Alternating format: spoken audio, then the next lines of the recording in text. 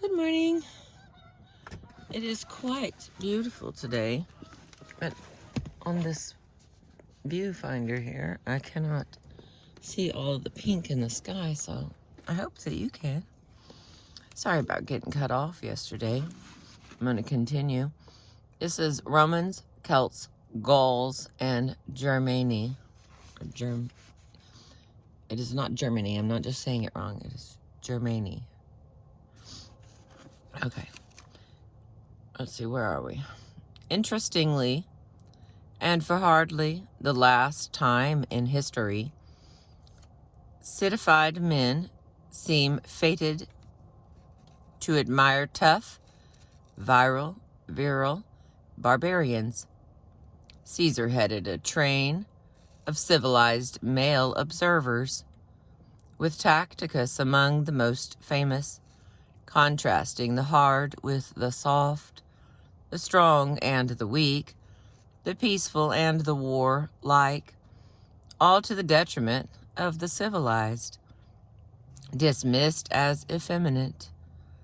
As we see, the seeds of this stereotype, a contrast between civilized French and barbarian Germans, lie in the work of ancient writers, themselves uneasy about the manhood costs of peacetime. Later, commentators cite Tacticus to prove their claims of German manliness and racial purity. Tacticus, of course, did not speak of race in the modern sense, for that meaning had not been invented, but he did write, "For myself, I agree with the views of those who think that the inhabitants of Germania have not been tainted by any intermarriage with other tribes, but have existed as a distinct and pure people, resembling only themselves. Consequently, they also all have the same physical appearance: fierce blue eyes, tawny hair, bodies that are big but strong only in attack." And why are the Germani pure? Not out of any furious ethnic pride, but because they live in a place no one else wants to. For who would abandon Asia or Africa or Italy and seek out Germania? With its unlovely landscape and harsh climate, dreary to inhabit and behold, if it were not one's native land?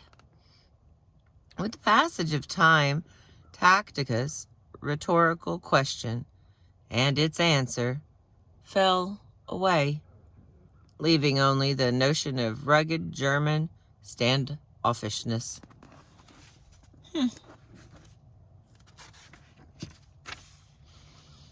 In truth, it simply is not possible to tie those whom the Romans called Germani to modern Germans securely. Humanity moves around so much that no clear lines of descent trace back over 2 millennia. Even the efficient Romans lacked solid knowledge of frontiers beyond their own Gallic provinces. Caesar notes the ways of migration. Germans who moved into Gaul soon became Belgae, and migrants from Belgium, now settled across the Channel, belonged to the British population. Their migrations were part of a much wider phenomenon that marked the first millennium BCE, and thereafter nomadic and semi-nomadic tribes moved east to west under pressure from the Huns, left today's Turkestan, crossing overland from Asia through Ukraine. In the far west, peoples piled up along the Rhine border of the Roman Empire, driving a process so fluid that the tribes fought over territory within themselves and with one another all the while merging and mingling biologically. We may think of pre-unification, i.e. pre-1870, Germans as a single linguistic group, but in the time of Caesar and Tacitus, speakers of Germanic languages lived well into what is now Poland and perhaps beyond.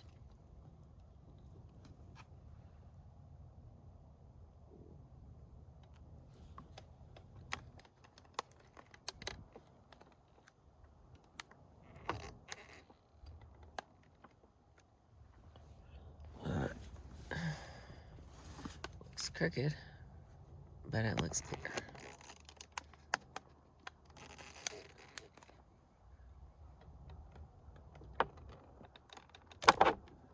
You know, let's see what happens if I leave that alone. Stop fighting with them. The problem is that it's getting cold. It's not like it's upset or anything, just metal gets cold. All right, sorry, where was I?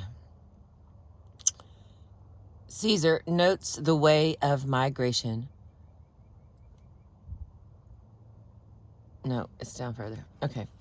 We may think of pre-unification, i.e. pre-1870, Germans as a single linguistic group, but in the time of Caesar and Tacitus, speakers of Germanic languages lived well into what is now Poland and perhaps beyond. Roman observers did not mention language as a characteristic of the Germani, focusing rather on cultural patterns and physical appearance. Between language, body, and lifestyle, already the identity of the Germani is rife with incongruencies.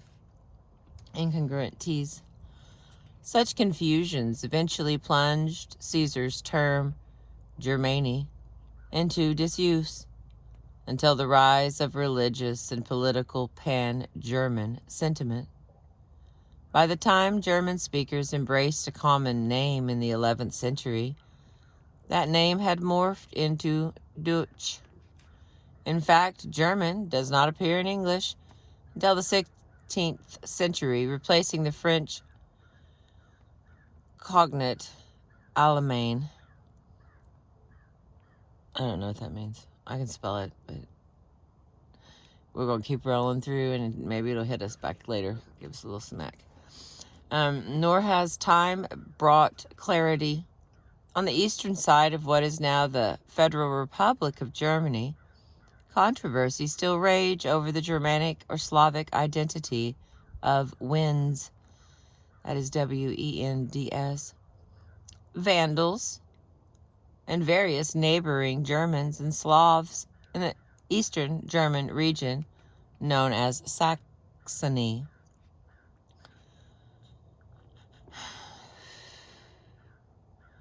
All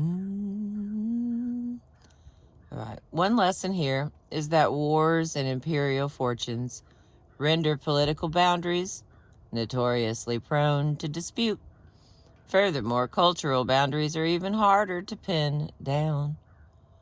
When we speak of Germany before the late 19th century, we can only mean a cultural idea and a linguistic grouping. But we know now that neither cultural, like by marriage or burial habits, nor language provides a reliable index to biological descent. Naming does not help either, for we can comfortably reel off a roll call that includes Brandon Rivieras, Matthew Feinsteins, and Tamika Washingtons, names that reflect both history and present cultural preference rather than genealogy. White-raced chauvinists are loath to admit that brown-skinned people speak the English language fluently. In terms of naming, the Native American Indians parallel with the ancient Germani once again has bearing.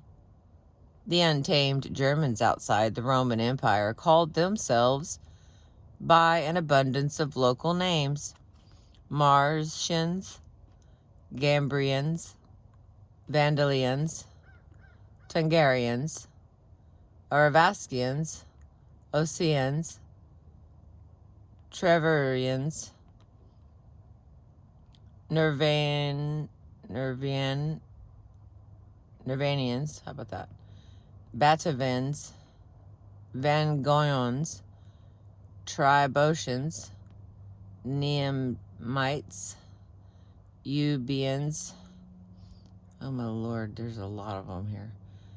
Maticians, Catans, Eusipians, Tinctarians, Brewsterians, Shamavians, Angriavarians, Brewsterians, Dogulbianians, Chasarians, Frisiarians, Shelsons, Phocians, Shericans, Cimbrians, Suevians, divided into several communities, all bearing distinct names, like the Langobards, the Rudigens, Avions, Angles, Veronines, Eudioses, Sardones, Neuthones, Hermondurians, Narsicans, Marcomians, Quadians, Marsignians, Gothinians, Osians, Burians, Arians, Helvicones, Minimians,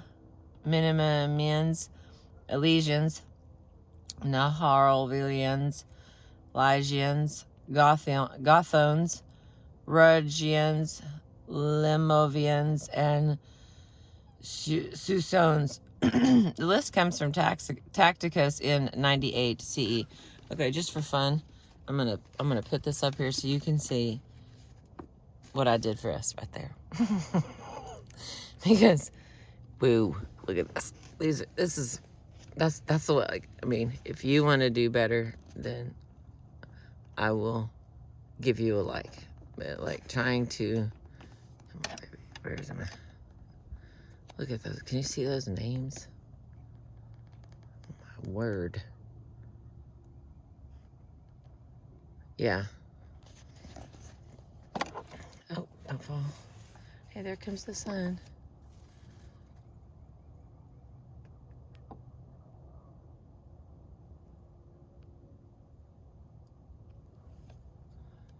I'll pop us out just a little more.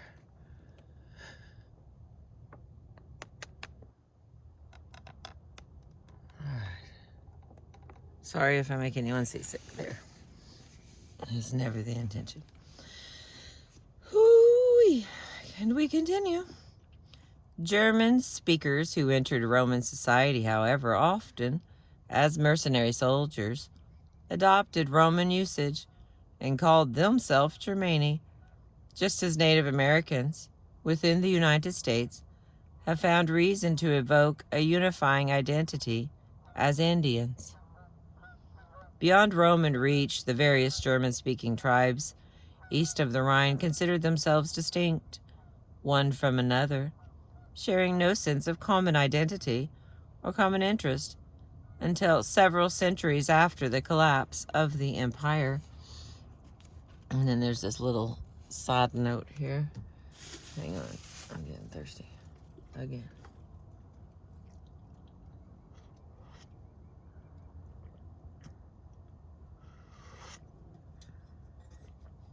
Okay, side note here, or asterisk. The German tribes continued to move,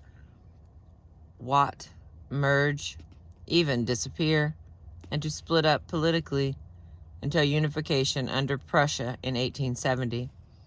As we know from 20th century history, even unification did not stabilize German boundaries. A German defeat after the First World War reduced territory acquired at the expense of France and Poland in the 19th century. After defeat in 1945, Germany was partitioned and in 1949 became two separate states, one in the east, the German Democratic Republic, and one in the west, the Federal Republic of Germany. After the fall of the Democratic Republic, Germany reunified in 1990.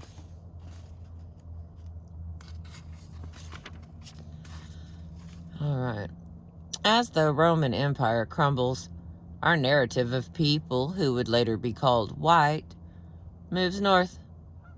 During the so-called Dark Ages between mid-5th century CE and the 14th century Renaissance, seafaring raiders appeared, perturbing northern societies in a ceaseless quest for plunder. Although much history of these chaotic times has not survived, a key name, Saxon, appears for the first time. It does not denote the people of England, but foreigners, raiders from continental Europe, Scandinavians, Angles, and Jutes, whoever could reach for plunder in Roman Britain. Even the great progenitor of what was later called Saxon England, King Alfred from 849 through 99, called his people Ingles, and himself the king of the Anglesey. Oh Lord, like Lynn, but sin. Interestingly enough, Irish attacking Britain from the west were called Scotti. Insecurity forced the people of northern Europe to hunker down, pouring the wealth to be had into cities to the south and east.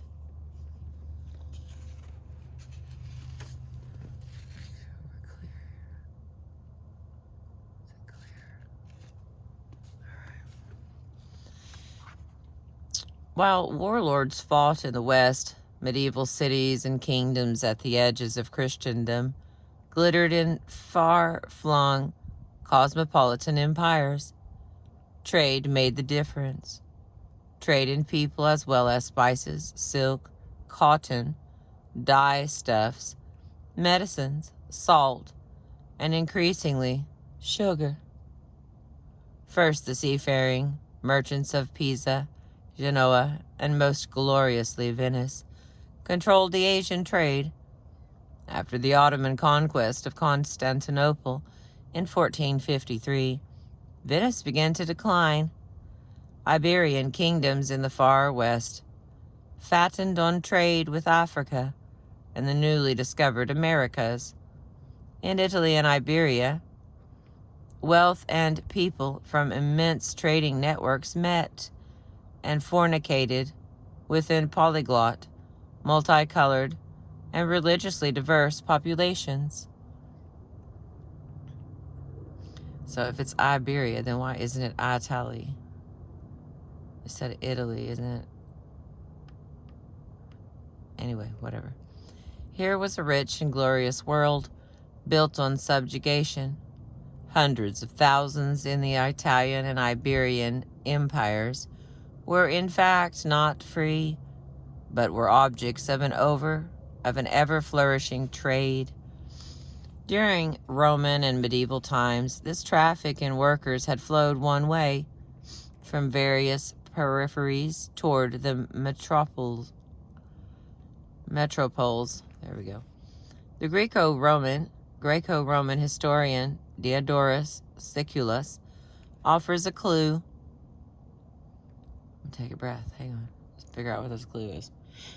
It's probably going to be a really good one. That person offers a clue. When the Celts discovered they could buy Italian wine, even without money, for they had no money, they flooded the market with slaves. A good Celtic bargain exchanged a slave for 1 amphora of wine, holding about 7 gallons. The various slave trades brought thousands of northern barbarians, Celts, Gauls, and Germani, into the centers of wealth and power, altering those gene pools as surely as did the older flow from the Black Sea. Up in their impoverished, cold, and remote land, ancient Germans saw no such influx from afar. Compared with wealthy centers to the south, German tribal territory remained relatively contained, while the Roman world and its successors blended the descendants of many a hapless barbarian. This millennium of Venetian and Iberian hegemony barely appears in American white race history, as it is gelled over the past 200 years. Rather, race chauvinist history depends on Tacticus, ancient Germani and medieval Germans' heroes called Saxons. The race narrative ignores early European slavery and the mixing it entailed, leading today's readers to find the idea of white slavery far-fetched. But in the land we now call Europe, most slaves were white, and that fact was unremarkable.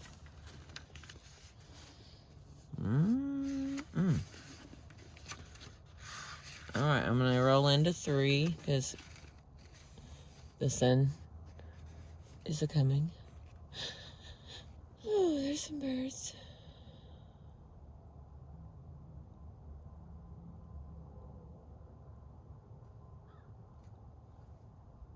There's a lot of birds down there by the water.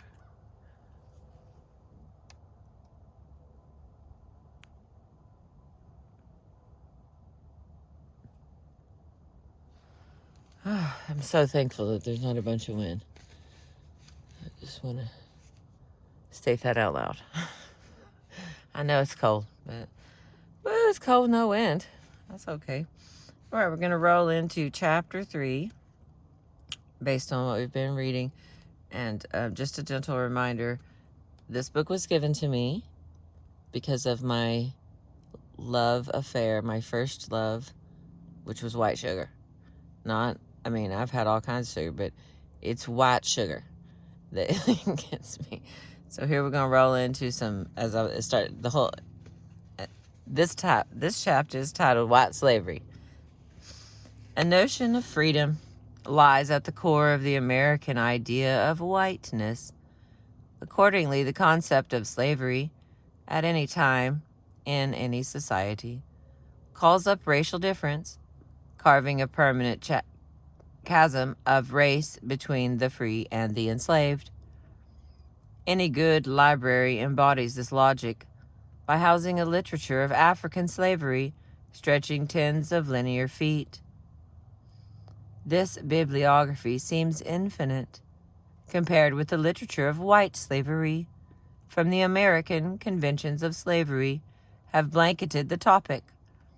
Slavery in the Roman Empire may be recalled primarily through film and historical fiction, but the Vikings of the Dark Ages are hardly remembered as the preeminent slavers they actually were.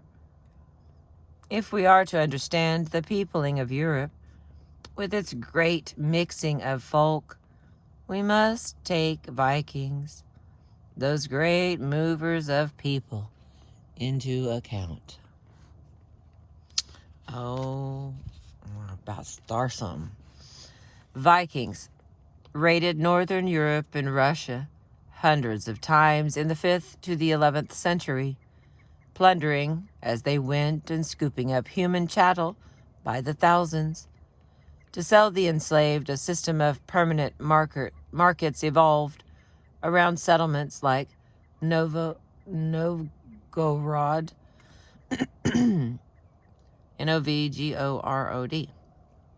Novgorod, where Vikings warehoused and distributed the people they captured or purchased along the rivers Don, Volga, and Dnieper, and in Bristol and Dublin, where they gathered hapless Westerners from Germany through the Iberian Peninsula. It is said that Dublin was Europe's largest slave market during the 11th century. The Viking slave trades, Eastern and Western, carried northern European slaves to neighboring localities or into wealthy Mediterranean lands. These slave businesses changed the face of Europe. History's most famous British slave of the early medieval period is Patrick, born Succat, Ireland's patron saint, who provides a cognate example.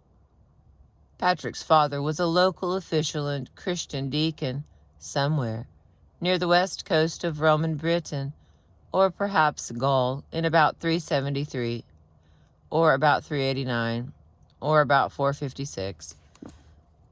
Looks like we don't know what time he was doing this today. Although much of his life remains mysterious, his saint name Patrick, from patrician, emerges conspicuously.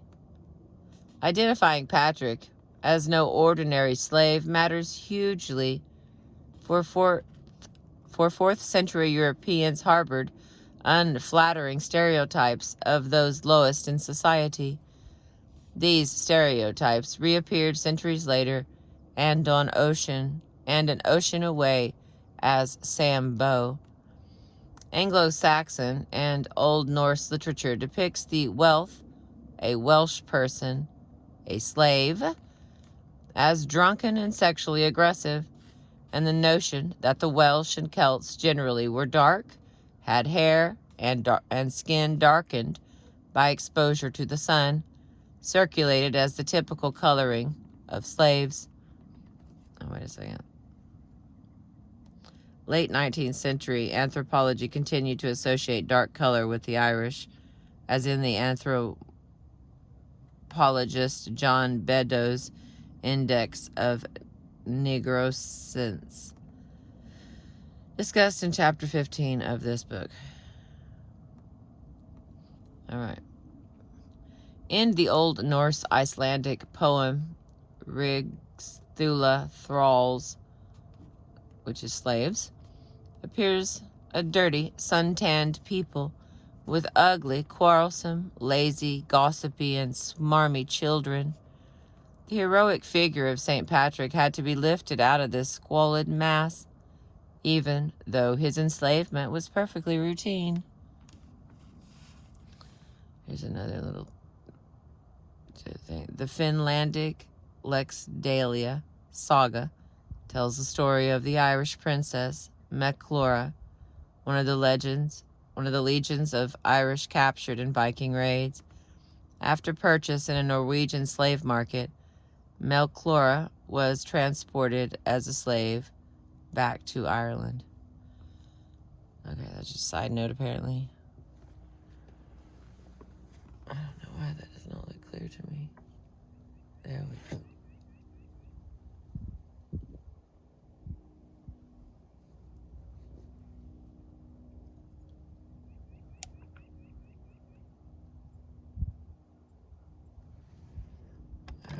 Bear with me, I'm going to try to...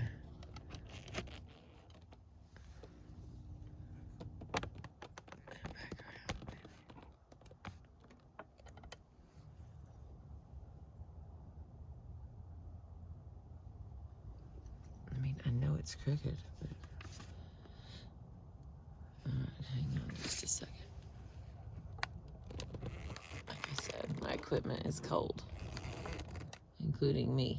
I'm cold. It's chilly. I have a blanket, but I have given it to my puppy. I got him all layered up. He's okay.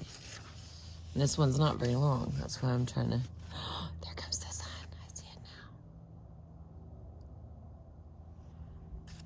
it now. Okay.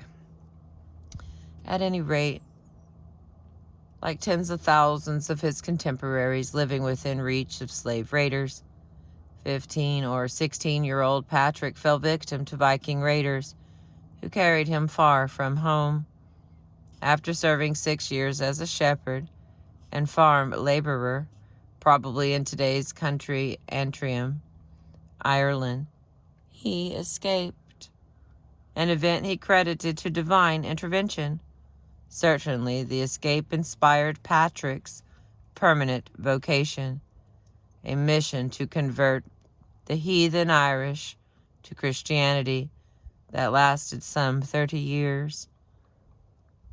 The year of his death was 461 or 490 or 493, remains as uncertain as the year of his birth.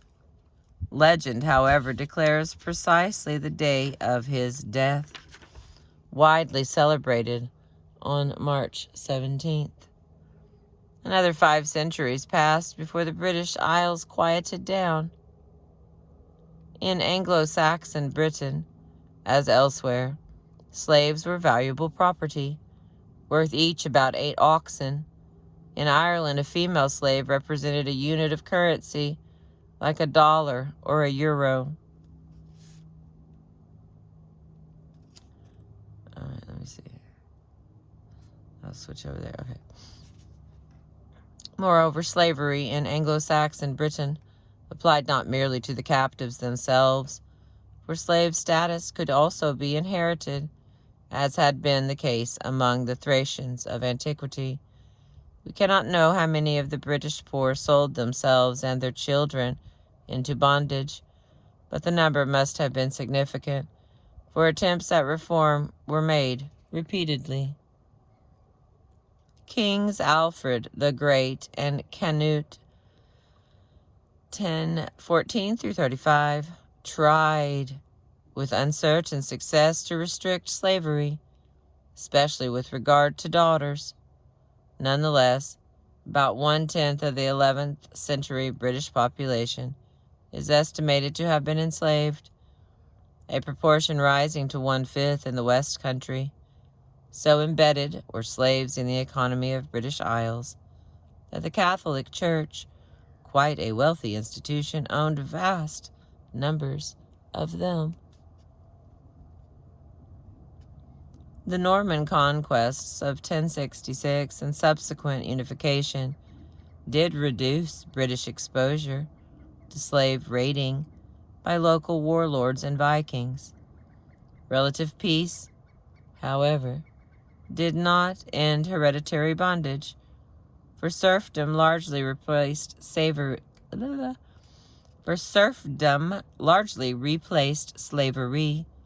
leaving 40 to 50% of the rural population in hereditary servitude. Some 2 million people in England at any one time. The British case belonged to a much wider pattern. The medieval slave trade exempted no one. As Viking, Italian, and Ottomans, merchants moved their captives across long distances for sale. Wealthy Italy was still supplied with slaves, many from Asia. Lumped together as Tartars, they might be of Russian, Circassian, which is Caucasian, Greek, Moorish, or Ethiopian descent. Viking slavers in league with Jewish and Syrian merchants from Asia Minor also shipped some of these Tartar slaves westward from Russia, and others from Poland and Germany for sale in Gaul and Italy. In the same time, Arab merchants sold North African slaves in the Iberian Peninsula. Eunuchs were also a facet of the business. Centers of castration, manufacturers of eunuchs, existed in the town of Verdun, now in northern France, and on the Isle of Sicily. Most of the Mediterranean region, except Greece, eagerly employed altered young men. So while the market for eunuchs shrank, it disappeared only around 1900. Further east, Venice, a cosmopolitan, commercial crossroads, controlled the market for all Eastern commodities, including slaves, until the middle of the 15th century. Genoa and Venice, between them, regulated the slave trade, and Venice levied a head tax on every slave sold in the Venetian market. Between 1414 and 1423, at least 10,000 slaves were sold in Venice.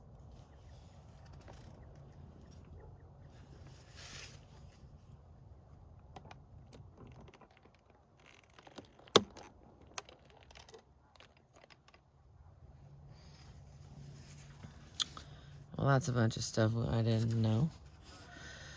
Here we go. These systems held well in place until the 16th century, when rising prices and a loss of wealth among the Italian city-states virtually removed them from the slave trade. By then, the Ottoman conquest of the Black Sea had closed sources to Italian markets and deprived many Venetians of their livelihood. As the price of slaves increased and slaves became luxury goods, the Italian trade shifted away from able-bodied workers toward good-looking youth, especially adolescent girls. Women with more European appearance seemed more attractive and fetched higher prices than strong young Tartars. The rare girl considered beautiful rated a higher prezzo de affisione. In 1459, for instance, a Venetian slave agent bought his Medici Pope, a Circassian woman 17 or 18 years old, not too delicate in face, but of good appearance. Obviously a welcome purchase, this union of servitude and beauty would endure in the European imagination, often associated with the Ottoman harem. In Britain, to the contrary, the idea of freedom became more attractive than the image of slavery. Slavery figures prominently. Okay, wait. Let me add something from this bottom part. The Italian slave market demanded strong, very young women and girls, along with a few very young men. Slaves came through two central markets dating back to antiquity at Tana, or Tana, on the Sea of Azov at the mouth of the Don River, and at Kaffa on the Crimean shore of the Black Sea, both Genos trading colonies. These two Black Sea markets gathered a varied crowd of traders and slaves alike. All right, slavery figures prominently in the notion of English identity, even in the British national anthem, which vigorously proclaims, "Britons never shall be slaves." Psychologists often label so emphatic a pronouncement a deception clue, a hint of something concealed. In this case, the label fits, for, as we saw, Englishmen and women have been enslaved.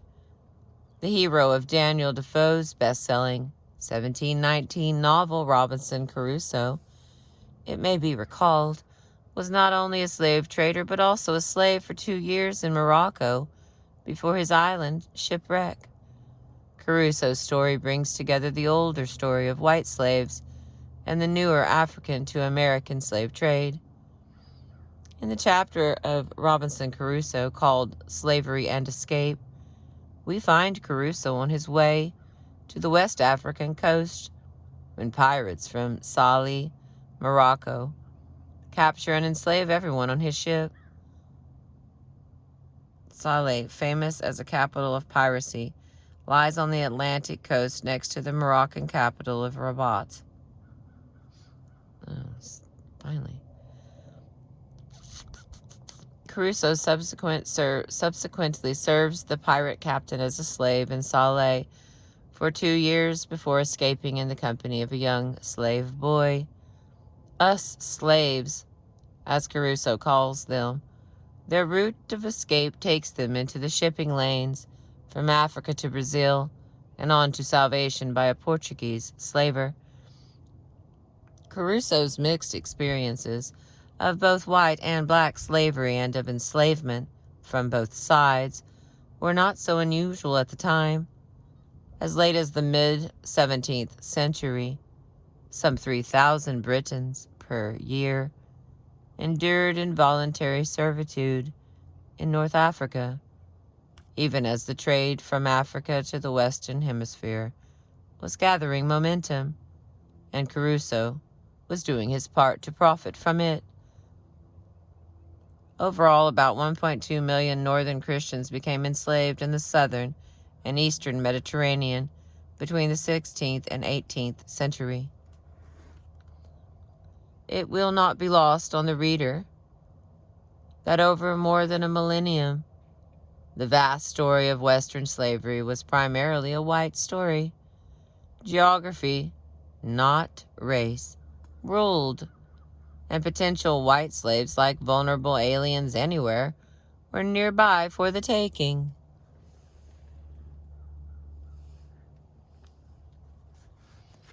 And then, sugar made its way into the Mediterranean and on to Europe.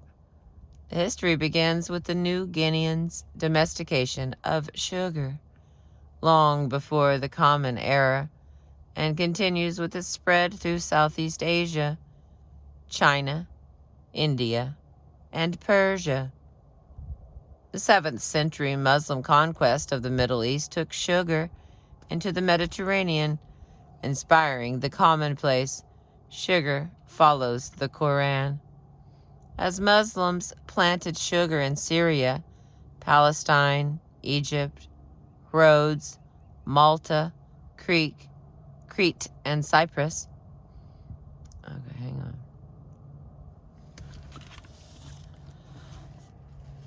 In the course of their crusades in the eastern Mediterranean, northern Europeans encountered this addictive substance, and they liked it very much.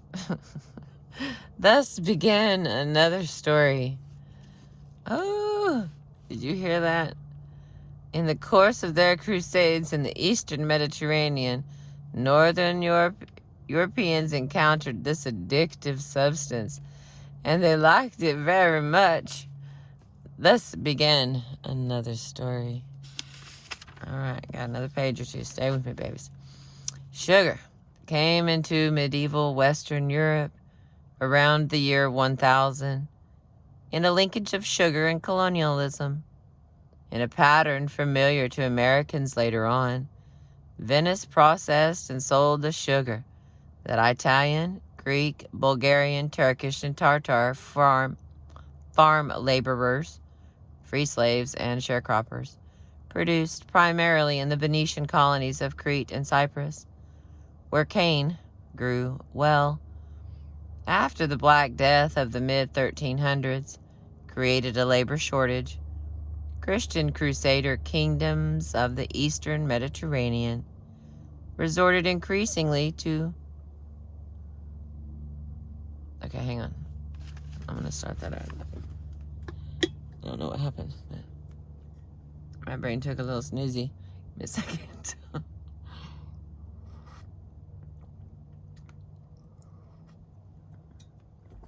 I know. And you thought this book was about something else. No. It's about my first love.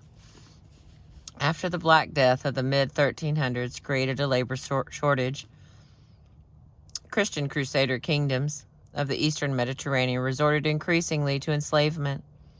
With increased enslavement of people from the Balkans near the crusader kingdoms of the eastern Adriatic, the European slave coast, the word Slav turned into the word slave.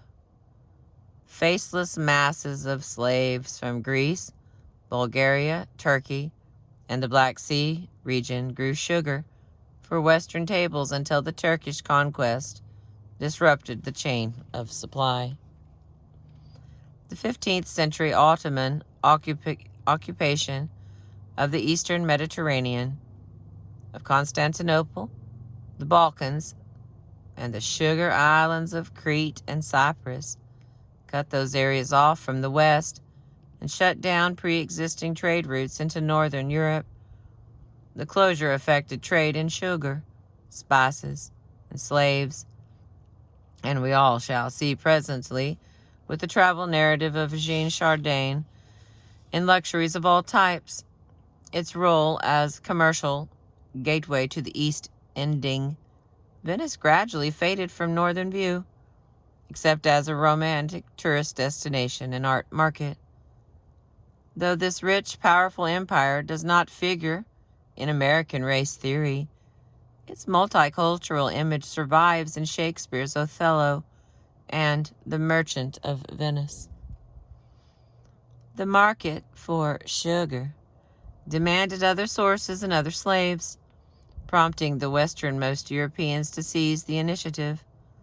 We still recognize Prince Henry the Navigator from 1394 to 1460 as the vanguard, even though he is not well named, since he himself never went long-distance seafaring. Instead, he sent Portuguese sailors into the Atlantic and down the coast of West Africa, planting sugar on islands like Madeira, Sao Tome, and finding, in the process, Atlantic currents running from Africa to the land they discovered and named Brazil. Fairly soon, the Americas, especially the Caribbean islands, proved so productive that sugar making became synonymous with America and with African slaves. These new plantations, with their African workforce, having largely obscured the memory of the older European history of sugar, with its Mediterranean and Balkan workforce, leaving a large conceptual gap. Yet the Gate of the Sugar Workers still marks the old city walls of Syracuse and Sicily, and clearly Western Europe's critical nexus of sugar and slavery.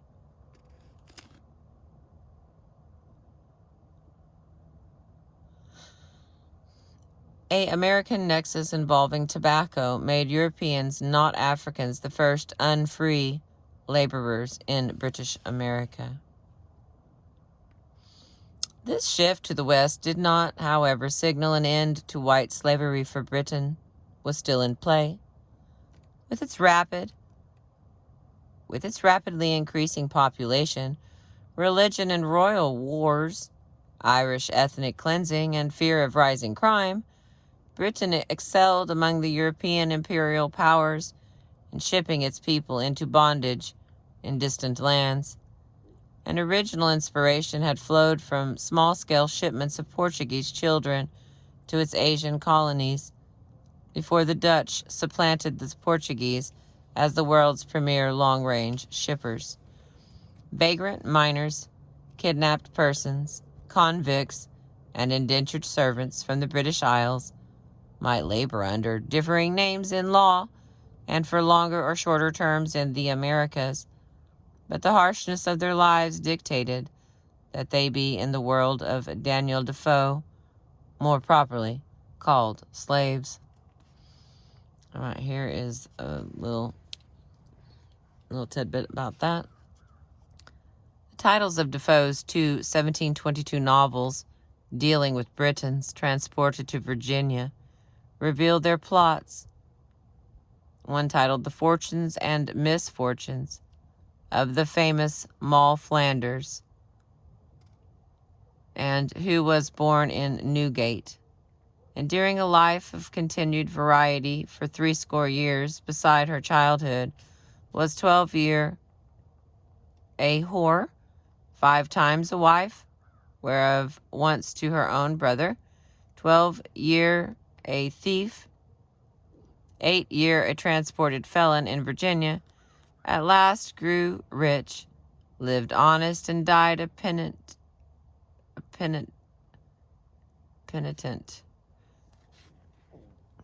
Written from her own memorandums, and the history of the most remarkable life and extraordinary adventures of the truly honorable Colonel Jack, vulgarly called Colonel Jack.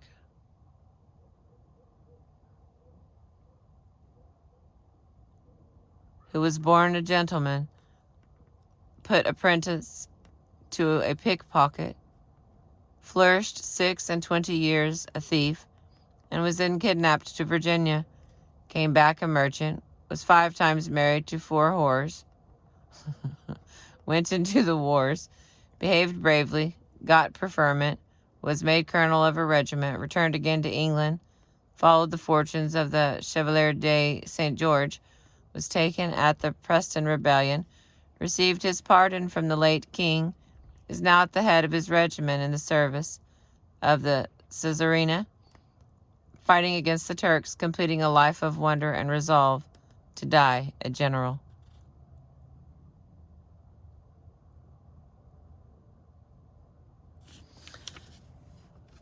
we're gonna just let that one sit. We're gonna continue on because I've only got like one page left. Here we go. Try to keep this in an hour. First in Barbados, then in Jamaica, and then in North America, notably in Virginia, Maryland, and Pennsylvania, bound Britons, Scots, and Irish furnished a crucial workforce in the Americas in the 17th and 18th centuries. In 1618, the City of London and the Virginia Company forged an agreement to transport vagrant children.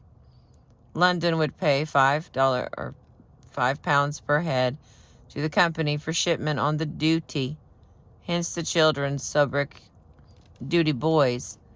Supposedly bound for apprenticeships, these homeless children, a quarter of them girls, were then sold into field labor for 20 pounds of tobacco each. A first shipment of 100 homeless children landed in Virginia around Easter in 1619, some 4 months before the arrival of 20 and odd Negroes, became the symbolic ancestry of African Americans. And so it went, with Africans and Britons, both ostensibly indentured servants, living under complete control of their masters, subject to sale as chattel at any time. The Virginia Company, ever entrepreneurial, also transported poor women on what were called bridal boats, selling them in Virginia and Maryland for 120 pounds of tobacco. At this point in the 17th century, Britons, male and female, outnumbered Africans in American tobacco fields. Even by the middle of the century, when Virginia's population of settlers numbered about 11,000, only some 300 were African. Any of them, African, British, Scottish, or Irish, were lucky to outlive their term of service. Of the 300 children shipped from Britain between 1619 and 1622, only 12 were still alive in 1624.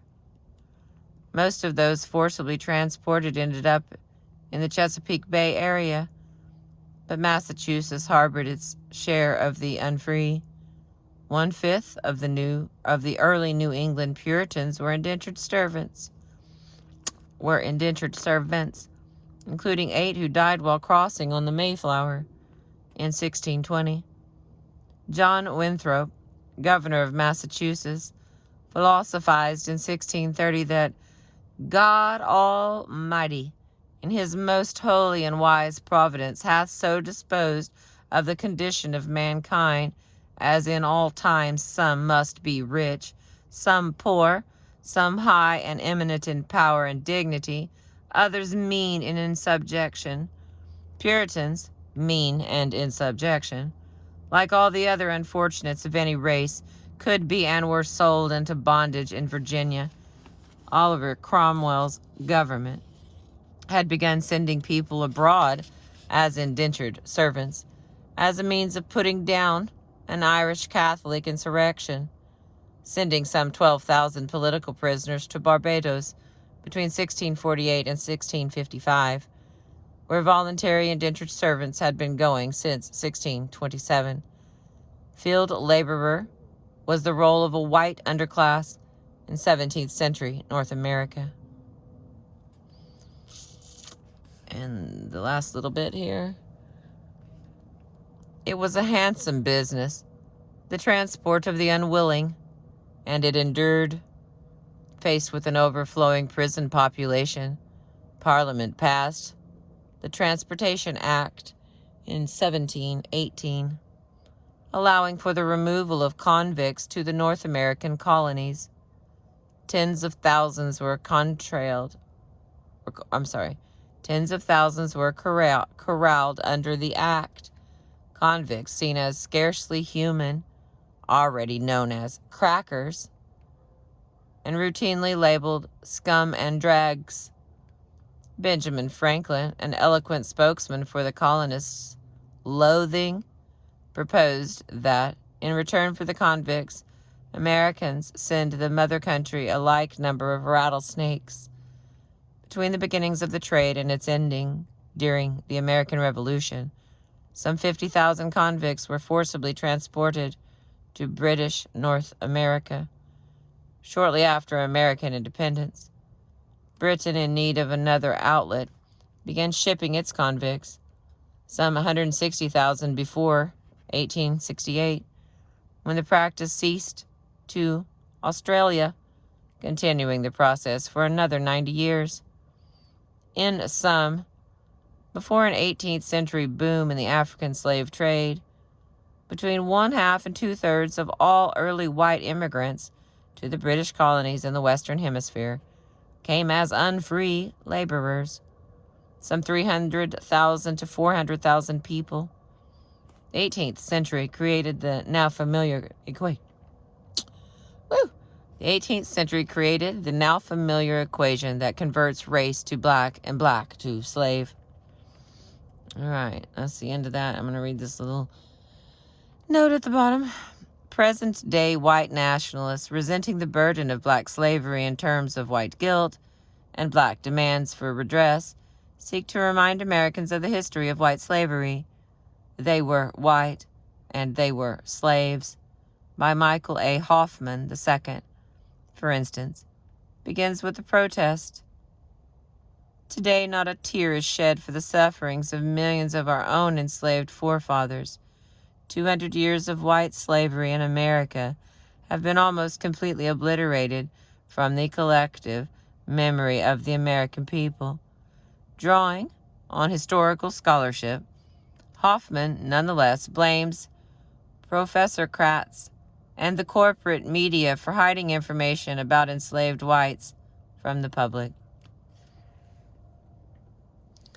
Okay, and that is the end of that.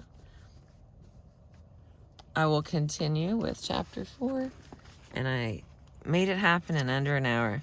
I know I'm reading a little bit faster, so there is some setting you can change over on these videos so that you can make me talk slower to you if you would like that.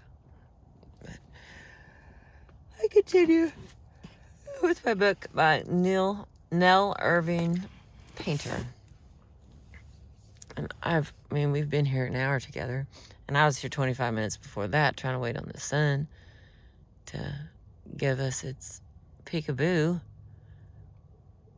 No, do we wait here for just like another minute? I mean, I think I can feel it. I can feel its warmth anyway.